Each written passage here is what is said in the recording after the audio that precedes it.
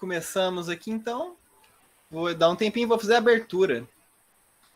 Olá, pessoal! Sejam bem-vindos ao segundo episódio da quarta temporada do Psicopauta, que é esse lugar aqui esse lugar tão precioso que a gente tenta criar toda vez com vocês para redescobrir a psicologia.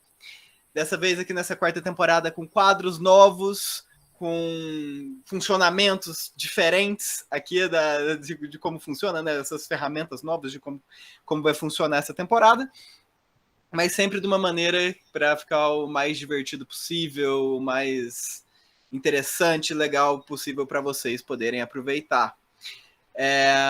Antes da gente começar, para quem ainda não conhece, está chegando aqui agora, meu nome é Rafael Dutra, eu sou psicólogo clínico e mestrando também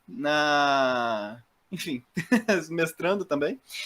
E estou aqui hoje com a Manuela Chagas.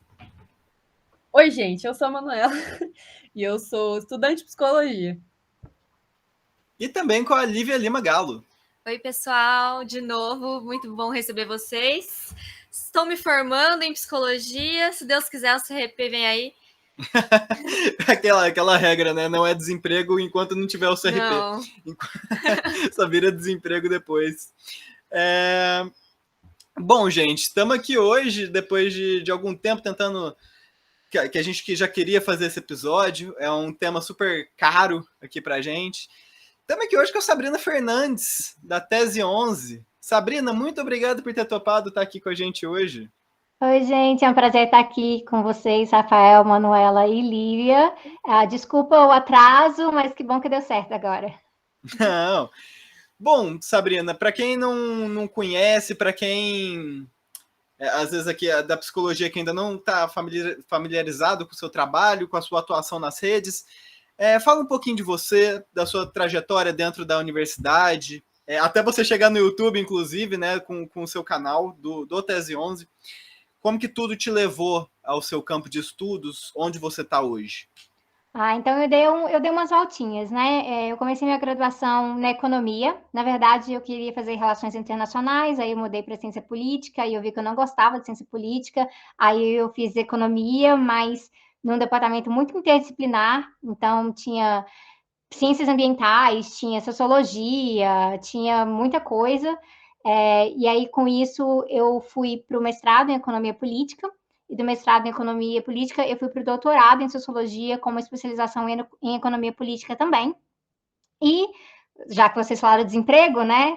Eu me formei e fiquei desempregada. No nosso caso, na sociologia, não tem que esperar o CRP, né? Não tem isso, não tem no nosso caso. Então, assim, você fica imediatamente desempregada. E aí eu fui... Não tem nenhum consolo. Aquele sufoco, né? E aí eu tava, né, pensando, esperando concurso, mandando currículo, não sabia exatamente onde mesmo que eu queria o emprego, porque como eu fiz a minha trajetória acadêmica no Canadá e eu tinha voltado para o Brasil, aí eu estava esperando concurso no Brasil e ao mesmo tempo olhando vagas no Canadá, e foi um pouco disso. E aí eu passei num concurso para professora voluntária na Universidade de Brasília, porque existe isso no Brasil, de você ser professora voluntária. Você faz o concurso, tem prova didática e tudo, você dá aula de graça. Olha que beleza. Para isso, para você encontrar vagas assim, sempre aparece alguma coisinha, algum lugar vai aparecer alguma coisa voluntária. É importante para o currículo, então eu fui fazer isso, né? E eu já tinha uma ligação com a UNB, eu já era pesquisadora da UNB, porque eu fiz um sanduíche meio que ao contrário, né? O doutorado com a Universidade de Carleton, no Canadá, e a parte do sanduíche foi com a UNB, com um professor incrível na UNB, que é o professor Stephen Klein. E aí, fui fazendo isso, e aí, nesse meio tempo, eu tinha terminado, né, o doutorado, eu queria trazer um pouco dos debates que eu tinha desenvolvido na minha tese mais para fora, percebendo que, sim, artigo é legal, prefiro escrever artigo, inclusive, porque artigo eu posso fazer de pijama, em casa, na cama, mas as pessoas gostam mais de um audiovisual, né? Então, foi quando eu criei meu canal de YouTube, que na época chamava A Esquerda, foi um péssimo nome, super genérico, e que me prendeu muito. E aí, com o crescimento do canal, eu fiz um planejamento para virar realmente um projeto de comunicação, que hoje é o Tese 11, que além de YouTube, a gente está em tudo quanto é rede, só que algumas um pouco mais esporádicas, porque eu vivo uma vida meio nômade no momento, então Twitch, TikTok, eu não consigo acompanhar com tanta frequência, mas a gente está sempre no YouTube, no Instagram, Twitter, Facebook, e é isso aí. E uma curiosidade minha mesmo, por que Tese 11? Por que esse nome? Tese 11 é assim, anos atrás, Karl Marx escreveu algumas teses sobre um outro filósofo, que era Feuerbach, de uma crítica que ele estava fazendo. E aí são as teses sobre Feuerbach. E são 11 teses. E na 11ª tese, ele fala, de forma bem resumida aqui, que os filósofos interpretaram o mundo, mas o objetivo é transformar o mundo. Então, eu acho que isso comunica muito o objetivo do projeto, que a gente faz formação política, traz educação política, sempre com muito embasamento científico, né? Sempre tem referências. Eu sou pesquisadora de formação, é isso que eu sou primeiro pesquisadora, depois eu sou comunicadora, e só que não é aquela divulgação científica muito padrão, né? Ela é voltada realmente para formar pessoas engajadas politicamente. Então, é bem essa misturinha. Então, eu acho que a tese 11 aí explica muito, né? Interpretar, tem essa parte da pesquisa, de explicar as coisas, mas com um objetivo muito concreto de transformação. Bom, acho que já dá para a gente passar aqui para o segundo tópico, se a Manu quiser seguir a partir daí. Vou só fazer um parênteses para te apresentar, Sabrina. O João, ele teve que entrar um pouquinho depois, mas ele também faz parte do nosso... Oi, João. Oi, prazer, tudo bem? Cheguei um pouquinho depois, mas estou aí. Perdão o atraso aí. Tá ruim assim? Não, né? Não, tranquilo.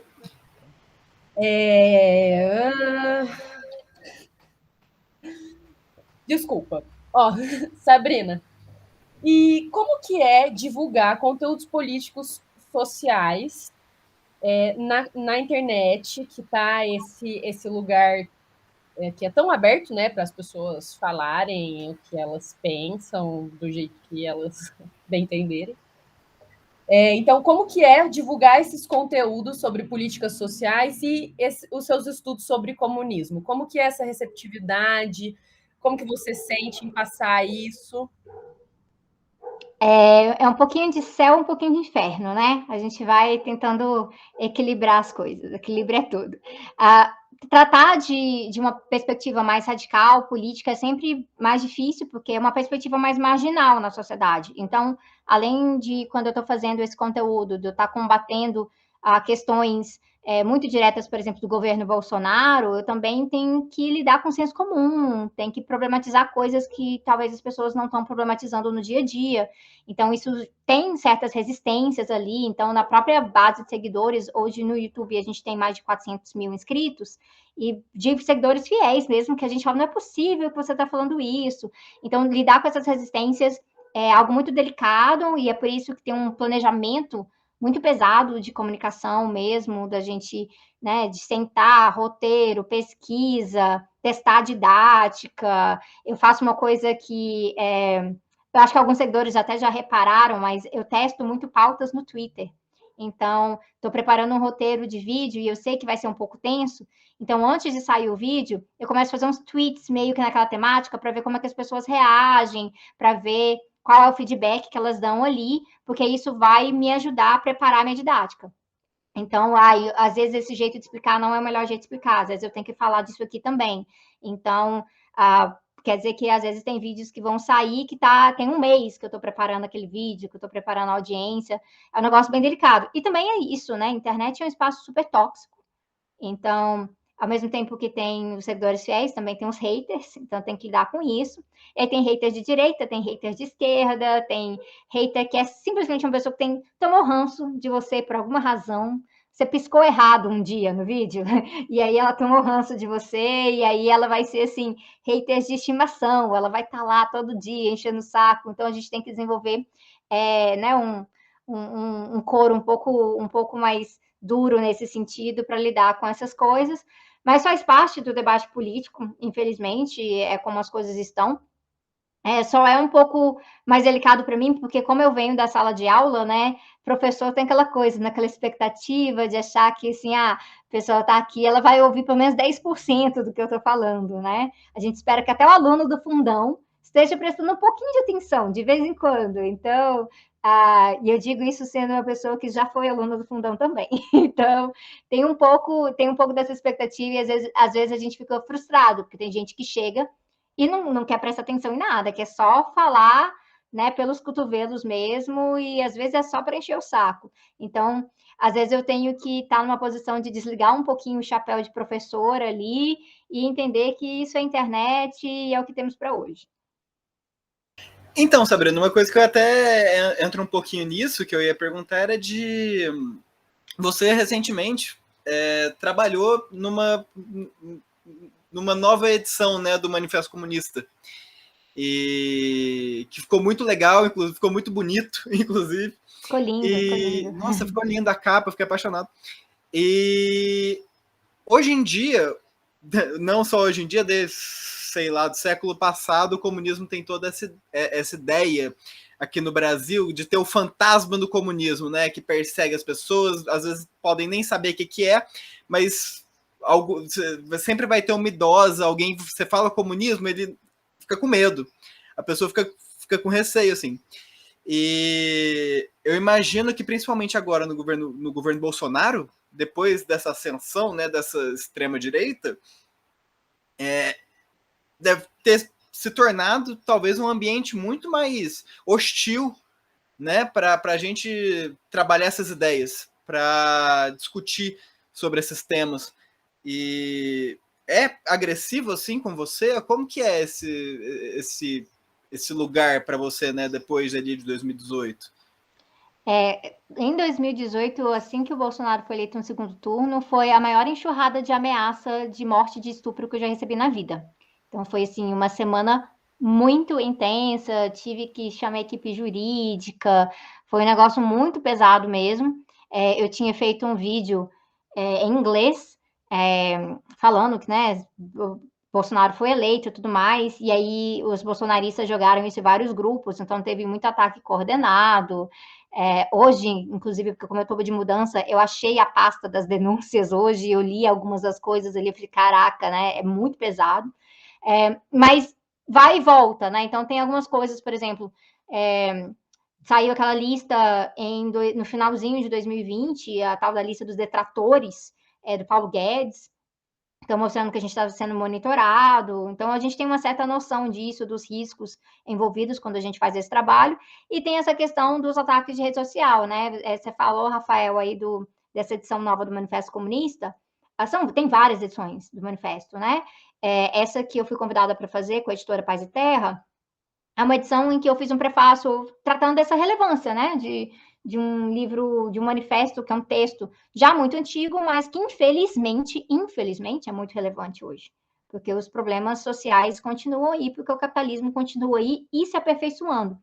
Então, foi legal fazer esse trabalho, né? Eu fiz toda uma revisão, tive que voltar nas traduções, voltar no original no alemão. Então, é um trabalho muito cuidadoso mesmo, de pesquisadora por trás dessa nova edição.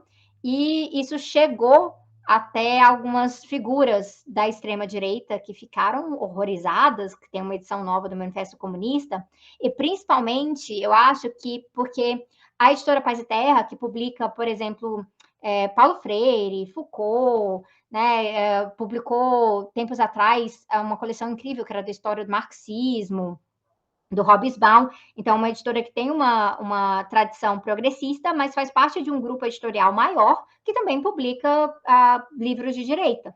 Então, a Record, ela publica Olavo. Então, eu acho que essa galerinha de direita ficou muito horrorizada disso. Como assim tá misturando os nossos caras com o Manifesto Comunista de novo? E aí vieram acusar de tudo quanto é coisa, mentiram sobre mim, e aí jogaram as coisas no Instagram. Aí semana passada, né, comecinho de janeiro, foi tipo uma semana inteira de gerenciamento de hater, de gente vindo no inbox falar uma coisa depois da outra. E as coisas são muito repetitivas, a gente vê, são muitos clichês. Eles não conseguem desenvolver muito para além daquilo. Então, é um medo, é aquela questão de, nossa, até hoje isso, o capitalismo já ganhou. Ou é uma perspectiva de que vocês são todos ateus, e Deus acima de tudo, então jogam para a religião. Então, aquele medo... O agravante de ser mulher, né, Sabrina? E aí entra nessa questão da misoginia, que é muito pesada. Então, assim, muitas mensagens eram assim: ai, nossa, tão bonita, mas tão burra. Essa é clássica, essa eu recebo pra caramba. E, assim, vários caras falando isso.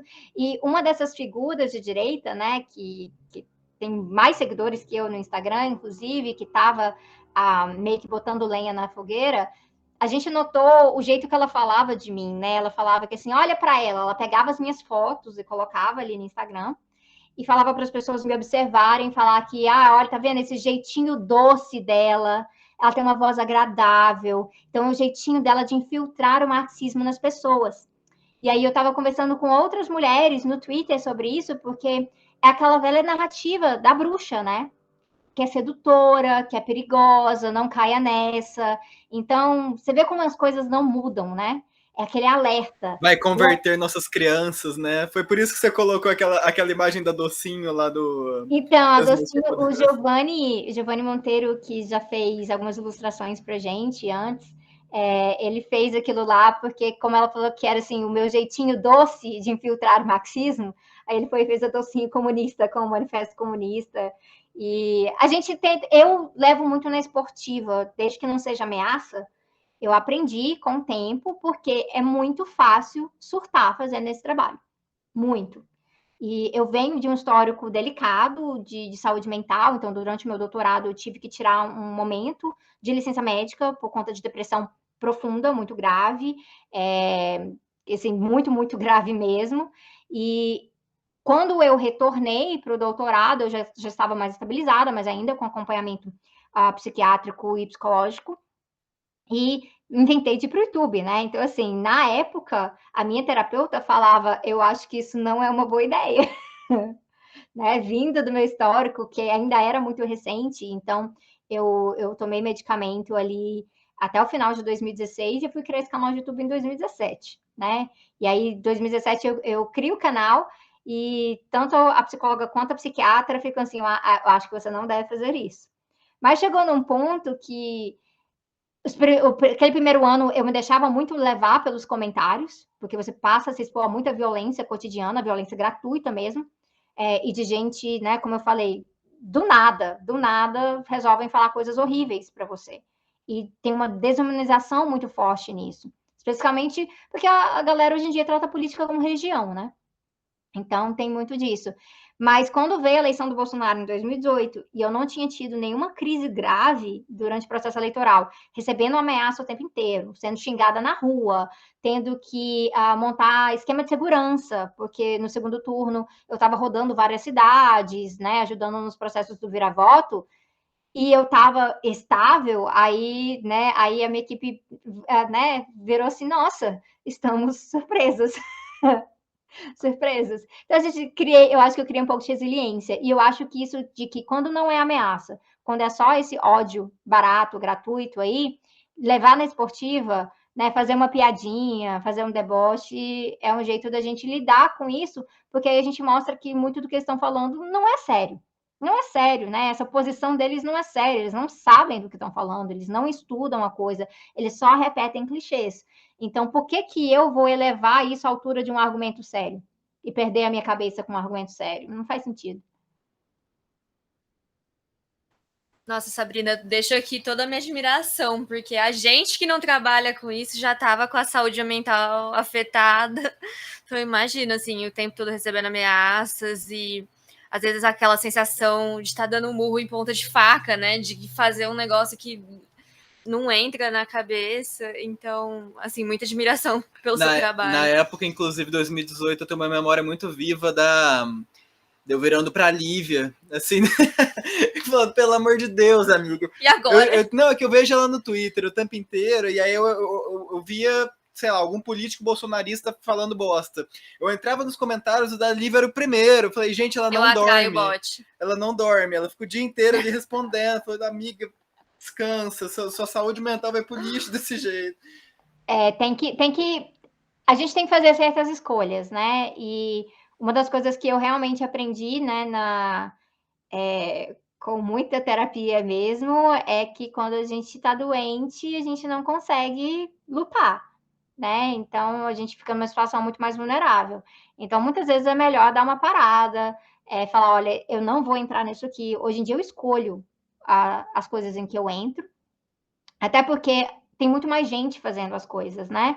Então, não precisa ser eu o tempo inteiro. Então, entra nessa questão da solidariedade, da coletividade, saber que não precisa ser sempre você entrando em tudo o tempo inteiro, porque ninguém dá conta. Ninguém dá conta. Mas isso de dar murro em ponta de faca, isso não passa, tá? Vou avisando. Não vai passar em momento nenhum. Porque realmente o aparato ideológico da galera é muito pesado.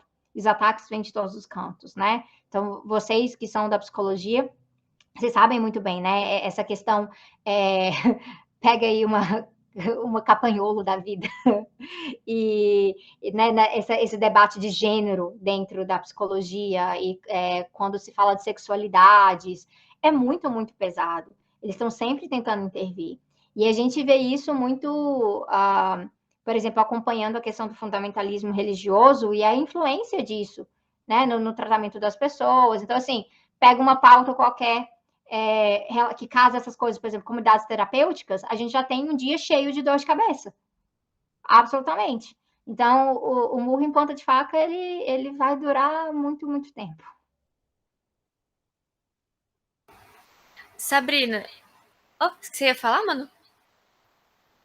Eu ia falar que acho que isso entra até no próximo assunto, né, que a gente tinha combinado aqui. Acho que tudo isso que você está falando, né, como que essas políticas neoliberais podem contribuir para o adoecimento psíquico da população, que acho que tem acontecido, né, tem aumentado muito. Acho que se você se importa minimamente com o que está acontecendo no país, você está adoecido em algum nível. E como que ficou a situação do Brasil, né, depois de 2018? A gente pensou até um pouco essa pergunta após, enfim, a extinção de diversos direitos trabalhistas, né? Várias questões que essas políticas neoliberais, esses Paulo Guedes da vida aí foram retirando cada vez. Não é que a nossa saúde mental fosse muito, muito boa antes, não. A gente Mas dava para tomar uma cerveja dava para feliz, tomar uma né? cerveja feliz no final do dia. Mas de alguma forma conseguiram ir tirando o único riso que o brasileiro tinha, né? Fora do Big Brother. Pelo menos a gente tem isso ainda. O Big Brother depende do dia, depende, né? Exatamente. Mas é um pouco disso, né? A gente, no circuito dos afetos, o Safarli fala do desamparo, né?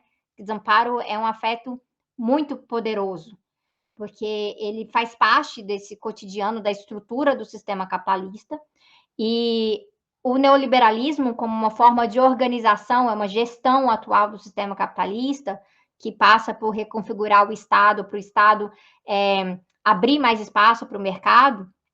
Dessa forma, o neoliberalismo ele acaba gerando o desamparo como não somente um afeto muito poderoso, mas o padrão. Você se sente desamparado o tempo inteiro. Então, você pode parar e olhar para qualquer setor da sociedade. Galera que trabalha no SUS está desamparada, olha a pandemia, né? A gente ainda está em pandemia, tem que ficar lembrando as pessoas disso aí, né? Então, a gente ainda está em pandemia. Aí você olha para a galera que está né, fazendo o atendimento psicológico de todo mundo que adoeceu nesse processo. Também está adoecendo. Então, o adoecimento aí, ele passa a ser mútuo dessa maneira.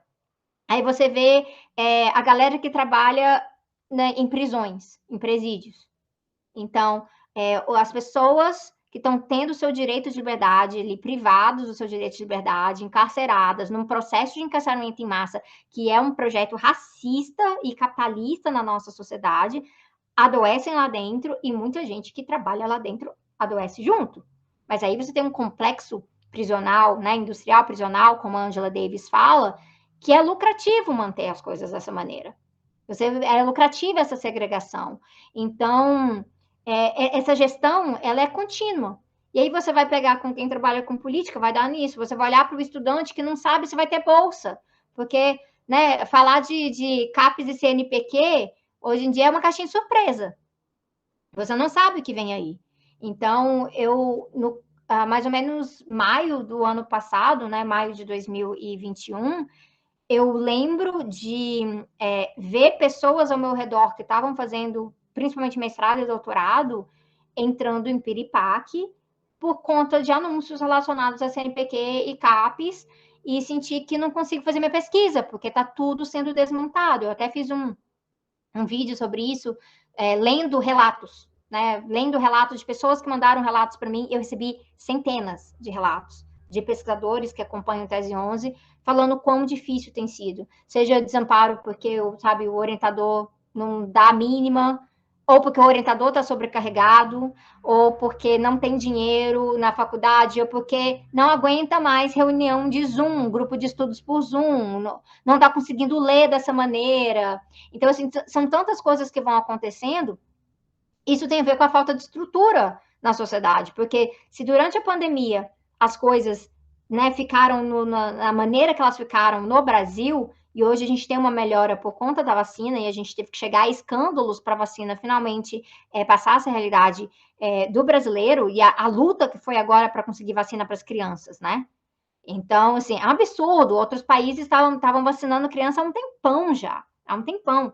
Então, ver isso aí traz uma angústia profunda do cotidiano, e aí essa angústia, ela passa uma angústia interna, mas o desamparo é material, porque para onde você vai correr?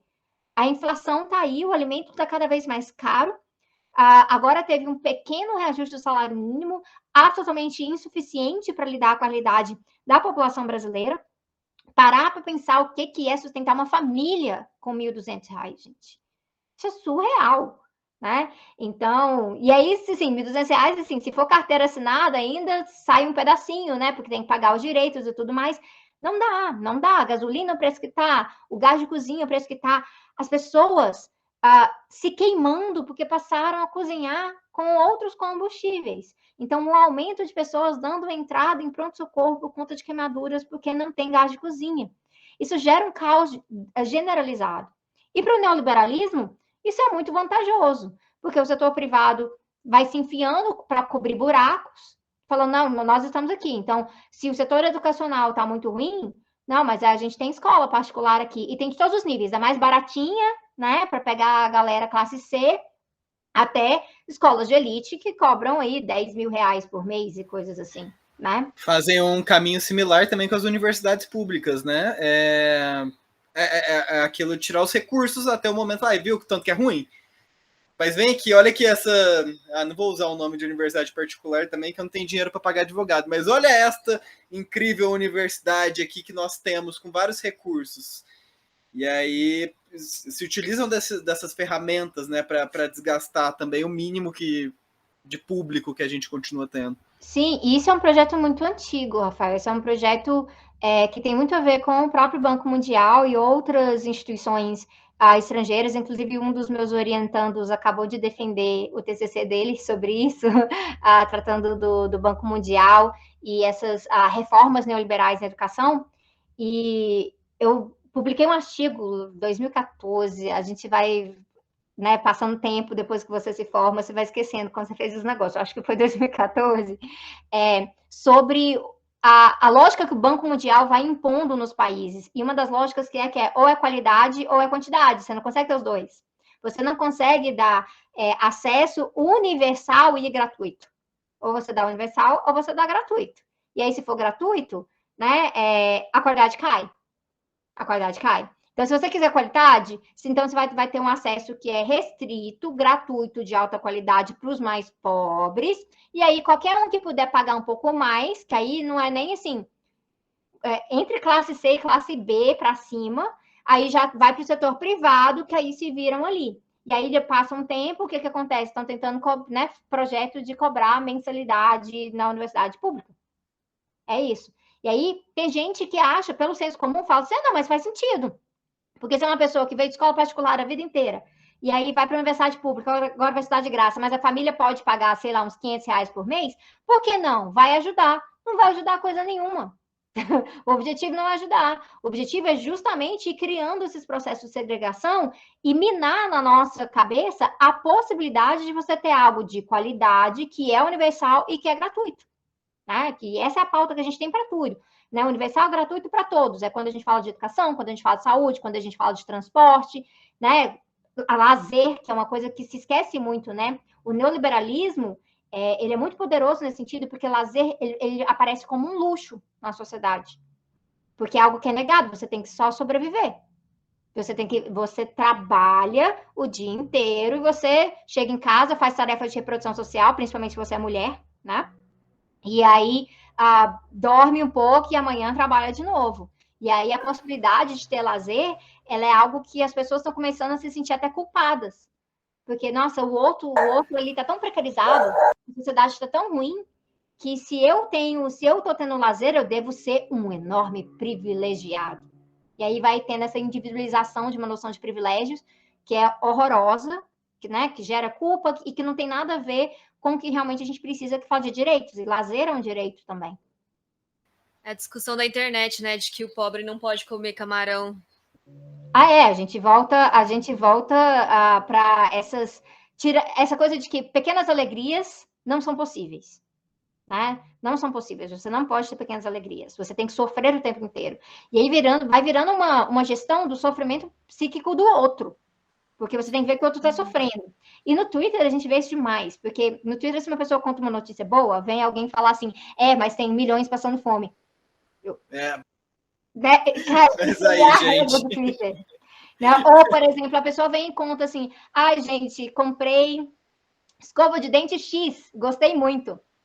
Para mim não funcionou, não. Você não podia estar falando que é assim, você tem que explicar como funciona para todo mundo. Tem um clássico que a menina fala, ai, meu pai é incrível porque hoje ele me levou lá no parque para tomar sorvete, um negócio assim. E aí a menina comenta embaixo, você não pensou que isso pode ser gatilho para muitas pessoas que não têm pai? Eu falo, mano, eu só tô falando que meu pai... Analisação da ideia de gatilho, né? Sim, vai virando, porque várias coisas que realmente são gatilho, o pessoal não coloca gatilho, e na verdade essa galera que fica na internet fica gatilhando os outros, né? Sim. É isso. E a gente teve uma conversa com a Ana Sandra, do Conselho Federal de Psicologia, a presidente, e ela estava falando pra gente, né? Essa sensação de acordar e falar, deixa eu ver que direito que eu perdi hoje, que eu vou ter que lutar para ter ele de volta. E essa sensação eterna, assim, de acordar, abrir o Twitter, sei lá, abrir a internet e falar, meu Deus, não acredito que eu vou ter que falar disso. É falta de estabilidade, né? Sim. O básico de estabilidade. Essa sensação de retrocesso contínuo. Eu que trabalho com a pauta climática, gente, porque além de tudo, eu vejo que uma pauta que é estruturante de tudo isso que está acontecendo, mas geralmente é um negócio que o pessoal só presta atenção depois que o estrago está feito. E aí são muitos retrocessos. Aí o pessoal assim, nossa, e agora? Enchentes, desmoronamentos, seca. Pois é, estamos falando, tem décadas, né? E muitas vezes o pessoal não coloca isso na conta, de que, sim, estamos perdendo um direito à vida sustentável na Terra. Esse é um direito também que a gente está perdendo. Mas não é colocado na conta, às vezes é só o que está na lei.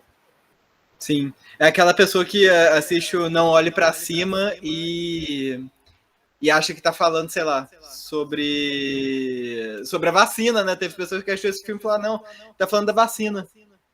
Eu acho que, assim, dá para olhar para o filme e ver várias alegorias ali, que são interessantes, mas é um filme que foi feito para falar de negacionismo climático, especificamente para isso. E eu lembro que quando eu comentei do filme, um monte de gente veio teimar comigo, não, é sobre a vacina. Gente, o diretor, entendeu? A produção sobre negacionismo climático. Mas assim, é importante a gente falar da vacina. Tá bom, serve para falar da vacina também. Não, teve pessoa que achou que assim que conseguiu ver o filme como se fosse um filme de direita, sabe? Então esse aqui é o Bolsonaro avisando que tá chegando uma vacina que vai matar todo mundo, sabe? Então, mas é possível qualquer coisa, né? Hoje em dia, em termos de teoria de conspiração, de malabarismo... Tudo é possível. Tudo é possível. Até porque é isso. O desamparo, ele também gera despolitização. Porque você vai tendo tanto desespero, a vida social vai deteriorando, não somente a sua, mas de todo mundo ao seu redor. Então, você fica ali na busca de uma explicação. E aí tem explicações que são rasas, mas elas colam mais, porque elas vêm com viés de confirmação, porque tá na Rede Record, tá numa revista que você leu, tá no grupo de Zap. E aquele viés de confirmação, ele vai fazer você achar que aquela explicação, ela tem maior credibilidade por conta disso aí. Então, o E as pessoas desamparo também precisam de um ajuda a inimigo, né? despolitizar. Oi? Desculpa, eu te interrompi. Eu ia falar que as pessoas precisam de um inimigo também, né? Precisa se revoltar com algo, tipo, a culpa de tudo que tá acontecendo é isso aqui. Só que aí entra nessa questão, né? A gente está aqui apontando o sistema capitalista, que está aqui sim. o real antagonismo, só que você apontar um inimigo que é complexo, que Sim. é difícil de desmontar e que exige muita ação política, não é tão atrativo quando você tem pessoas que estão apontando um inimigo fantasioso, que você, né, desenha, pinta ele da forma que as pessoas querem, que aí, assim, é o Karl Marx, barbudo, satanista, coisas assim. É muito mais fácil jogar na conta de algo dessa forma, porque aí você simplesmente pode ficar denunciando e você não tem que agir politicamente. Sim. Eu tava pensando mais nesse fantasioso mesmo, né? Mulher que entra no McDonald's e fala: o McDonald's é comunista porque tem banheiro Unissex, compartilhado. Não, e assim, eu sempre acho essas coisas muito curiosas, né? Porque dentro da nossa casa o banheiro é unissex, né?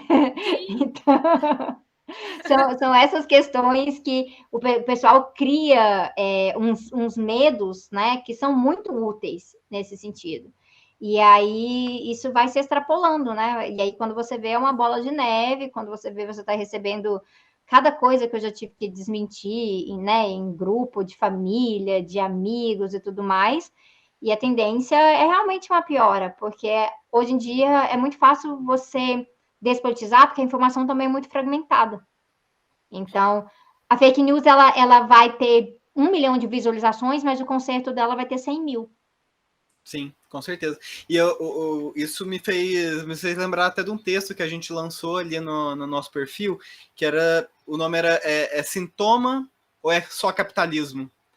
Né? Que já entra até um pouquinho nessa próxima questão, mas que a impressão que dá é que a gente começa a chamar de sintoma e colocar, enfim, toma esse remédio, toma determinada, enfim,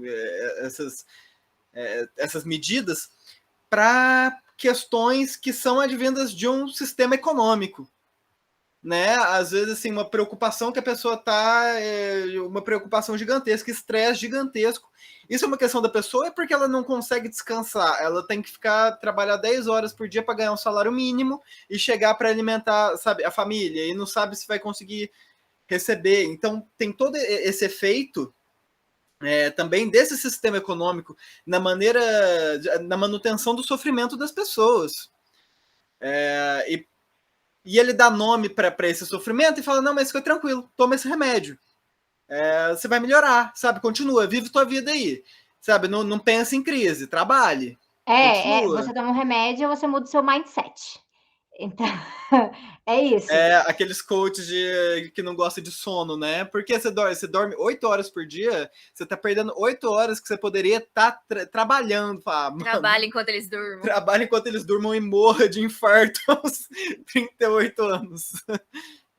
Mas isso aí é muito vantajoso, né? Porque aí sabe o que eu acho muito interessante, já que vocês tocaram nessa questão do remédio? É porque no movimento anti-vax tem vários tipos, né? Tem vários raciocínios errados por trás no movimento anti-vax. Mas eu lembro, quando eu estava, agora em 2021, fazendo meu pós-doutorado em Viena, de andar na rua arrancando alguns adesivos anti-vax.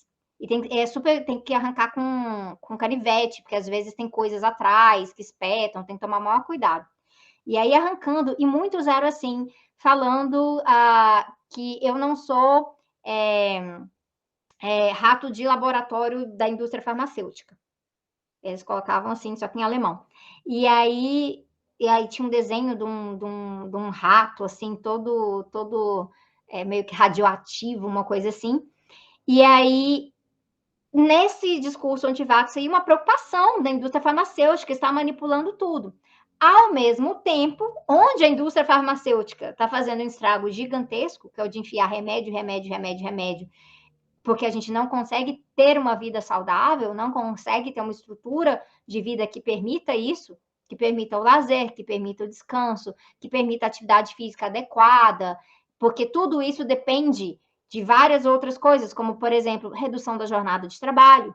Então, você tem que ter um emprego estável, com uma redução de jornada de trabalho, com o trabalho doméstico mais socializado, mais coletivizado, para criar esse outro ambiente em que a gente possa ter uma vida mais saudável.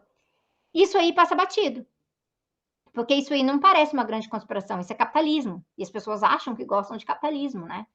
Então, elas realmente acham que o capitalismo é maravilhoso. Então, a gente vai tendo um trabalho muito pesado nesse sentido. E aí, na hora que a gente realmente precisa, no quesito de vacina, de denunciar a indústria farmacêutica, que é no caso das patentes, e aí vem um monte de gente defender patente, porque senão não tem inovação. Não tem inovação. Ou que, e essa foi uma mentira que o Bill Gates falou muito em 2021, quando começou o debate na Organização Mundial do Comércio sobre o TRIPS waiver, né, para tirar as patentes das vacinas, é que a gente podia até tirar, mas não existe estrutura produtiva nos outros lugares, fora da indústria farmacêutica, para realmente produzir nessa velocidade. Que é uma mentira. A gente tinha vários, por exemplo, na própria África do Sul, onde tem uma militância muito forte nesse sentido, porque vem da militância relacionada a remédios para HIV, na verdade, né? Então, essa militância é muito envolvida nessa questão de quebrar a patente, eles mesmos já falavam ali, não, a gente tem vários laboratórios aqui que podem produzir, que estão tecnicamente ociosos. Aí, depois que falavam isso, eu falava, mas é uma questão de insumos. Ué, gente, mas insumo, se vai faltar insumo para a indústria farmacêutica, vai faltar insumo para os outros também. Então, o insumo é um negócio generalizado. Por que a indústria farmacêutica vai ter mais insumo que os outros?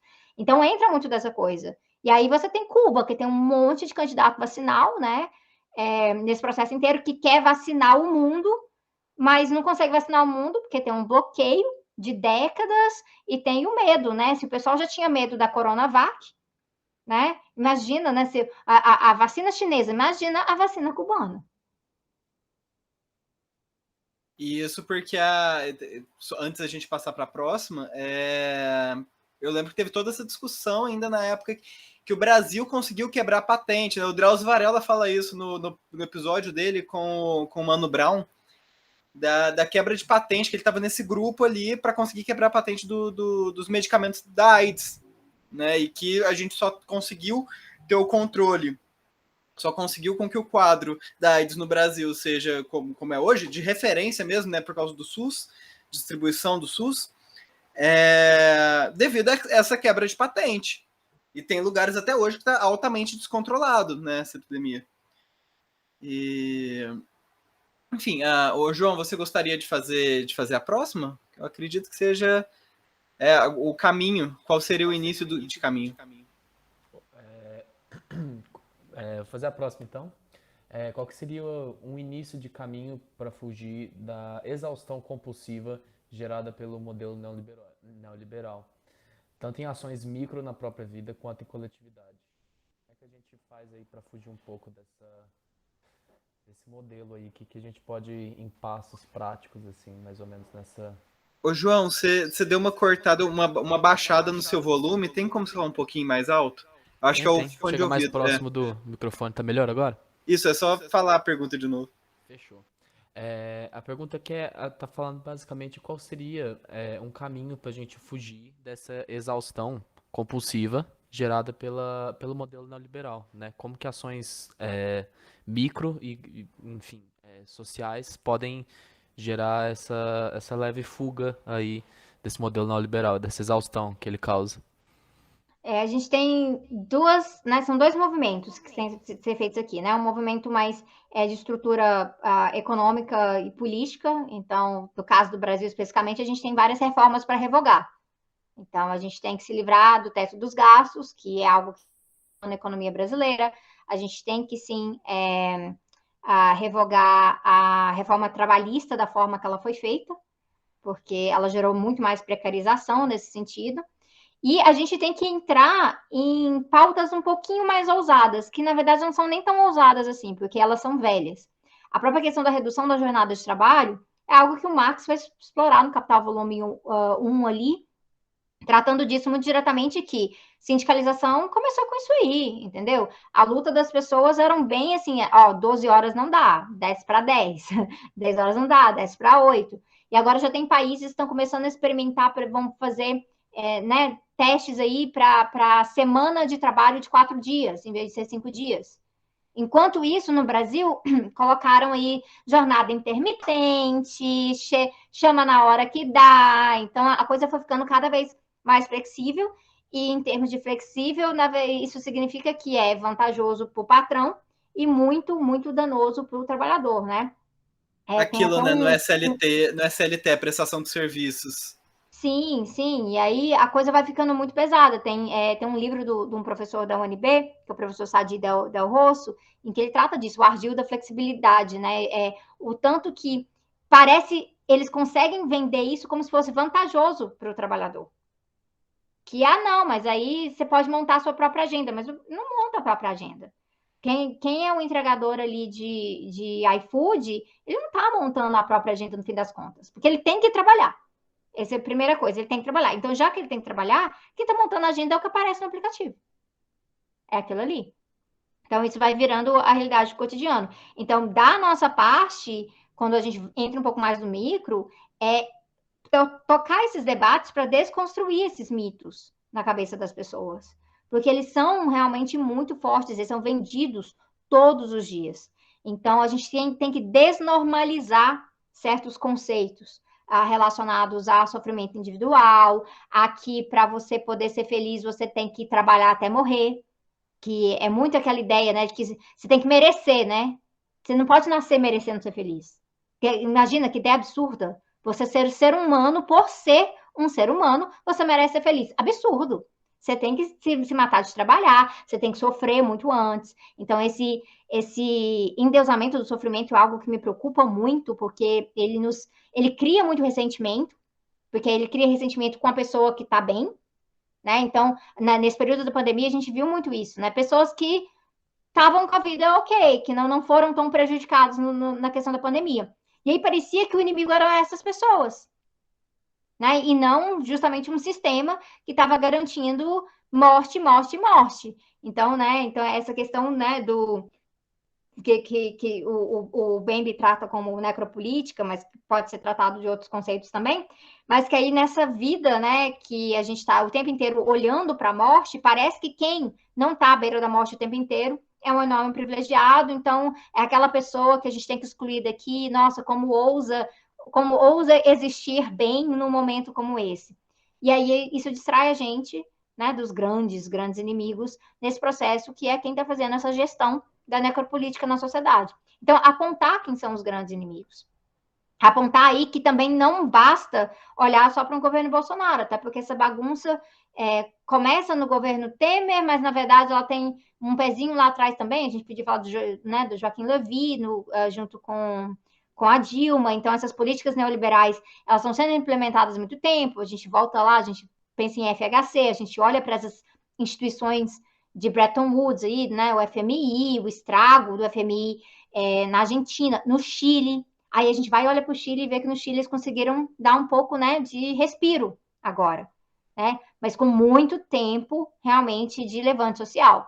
Não é algo só de agora, não começou em 2019 a luta dos chilenos para revogar a Constituição do Pinochet, para desconstruir essas políticas neoliberais.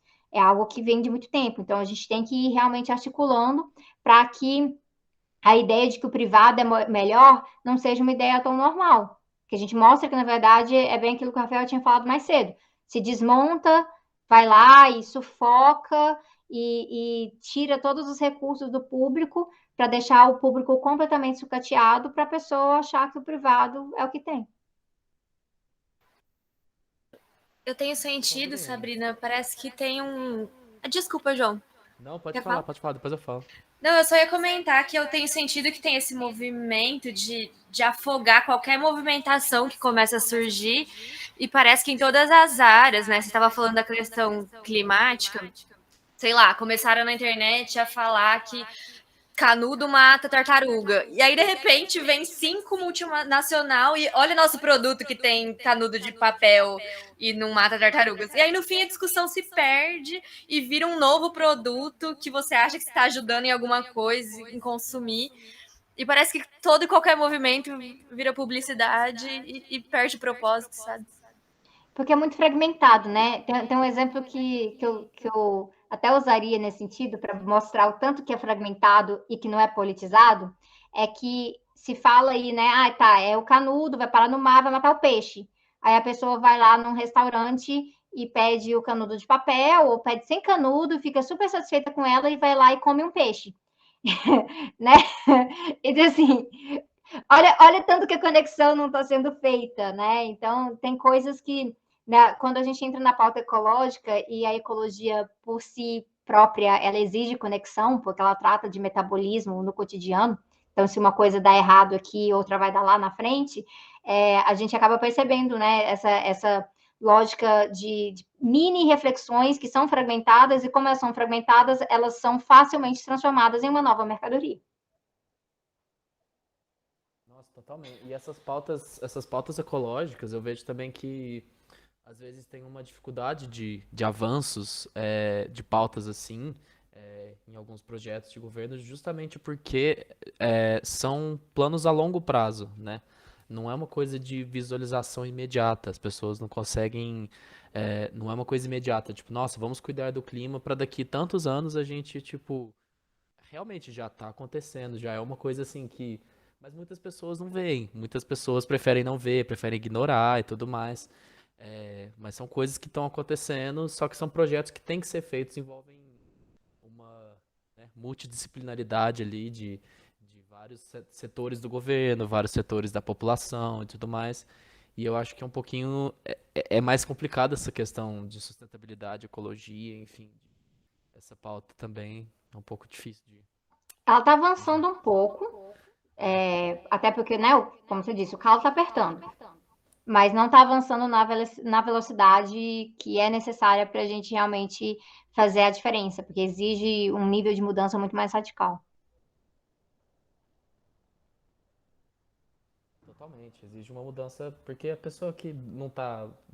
A pessoa que tem condição, né? Às vezes ela pensa, tipo, nossa, tá chovendo mais, eu vou comprar uma telha a mais, eu vou proteger mais minha casa e tá tudo certo. Se alagar, eu subo um andar e, tipo, tá tudo certo, assim, sabe? Só que, tipo, não é uma coisa é, que abrange toda a sociedade, né? É uma causa, é uma coisa que justamente abrange toda a sociedade, mas nem todo mundo consegue visualizar dessa maneira, né? Bom, quem gostaria de fazer a finalização? A finalização não. Ô, João, desliga o seu microfone. Sabrina, no final de toda a conversa nossa, a gente pede para o convidado assim, indicações de filmes, livros, autores, que pode dialogar com o papo que a gente teve aqui, ou que você esteja guardando dentro do coração, que você acha que vale a pena para quem ouviu o nosso papo até agora. O que você tem aqui para indicar para quem está ouvindo aqui a nossa conversa? Eu quero começar, é um pouco mais tangencial, mas assim, meu filme favorito da vida chama The Fall, que é o mesmo nome de uma série, e o pessoal às vezes confunde. Mas é um filme, o ator principal é o Lee Pace, e ele é um filme que trata um pouco, né, de adoecimento mental, mas trata disso pelo olhar de uma criança que está olhando por fora e tentando compreender aquilo ali. Tem todo um processo ali de contar histórias para tentar amenizar isso ao olhar da criança. É um filme muito sensível e, assim, como eu já passei por um processo de adoecimento muito pesado, esse filme, para mim, ele tem essa sensibilidade do filme, ela foi muito interessante para mim, assim, de compreender as coisas e de ver que os olhares são diferentes ao redor. Então, esse é de ficção, né? Eu sugeriria ir por isso. Saindo da ficção, entrando em documentários, eu recomendo do mesmo diretor de Não Olhe para Cima, né? Do Aaron McKay, eu recomendo A Grande Aposta, que não é documentário, mas também não é puramente ficção. Ele junta certas coisinhas ali relacionadas a... Ele é baseado, né? Ele é baseado em histórias reais. Então, ele é uma ficção, na verdade, é uma ficção baseada em fatos reais, mas também com muitas liberdades que ele toma ali. E aí ele trata da questão da crise financeira, da bolha imobiliária que explodiu nos Estados Unidos, e até hoje a gente está lidando com essas questões dessa bolha. E aí, especificamente de documentário, agora mesmo, tem eu acho que os documentários do Michael Moore que tratam de capitalismo são muito interessantes, né? Então, tanto os mais recentes, que também tratam da crise, mas daria para voltar lá atrás em Sickle, para falar do sistema totalmente frágil de saúde nos Estados Unidos. Aí tem toda uma história que em Sickle ele pega um monte de gente que não está conseguindo pagar por remédio e vai para Cuba com a galera. Então, é interessante de se observar. Então, tratar um pouco do Michael Moore aí é legal por conta disso. Sobre mudança climática mesmo, o Leonardo DiCaprio, ele tem um, né, que agora eu não vou lembrar o nome, como é que é o nome em português? Porque ele ficou em inglês, ficou sobre The Flood. Deixa eu olhar aqui. Ficou Before the Flood em inglês, agora em português eu não vou lembrar como é que ficou. Eu não sei nem, porque ele estava no Netflix um tempo atrás. Então, às Não, vezes... tranquilo, acho que se pesquisarem por Before the Flood... eu não sei, porque ele estava no Netflix um tempo atrás, mas eu não lembro se no Netflix eles colocaram outro nome, se ficou antes da enchente, não, antes da tempestade, eu não sei. Eu não sei, porque até em espanhol eu não lembro dele ter ficado com outro nome, às vezes é só Before the Flood, que é uma perspectiva um pouco meio do norte global, mas tem algumas questões interessantes que dão para trabalhar aí. E aí tem um outro documentário, esse mais recente, esse eu acho que só tem em inglês, que é The Ants and the Grasshopper, do Raj Patel, que trata de mudança climática, de uma perspectiva, sabe assim, de mulheres negras que lidam com a questão do machismo e da soberania alimentar, a partir do continente africano, indo para o continente norte-americano e confrontando isso, né? Essas realidades e, né, essas diferenças de sofrimento aí, que eu acho que são muito interessantes, que passam por fundamentar o que a gente pensa em políticas públicas para tratar tanto de soberania alimentar, quanto combater a misoginia, quanto olhar para essa situação de calamidade ecológica e pensar acordos verdes, né, políticas que realmente possam fazer uma transição. Beleza, Sabrina. Muito obrigado pelas indicações. Manu, você quer fazer a finalização para a gente? Sim.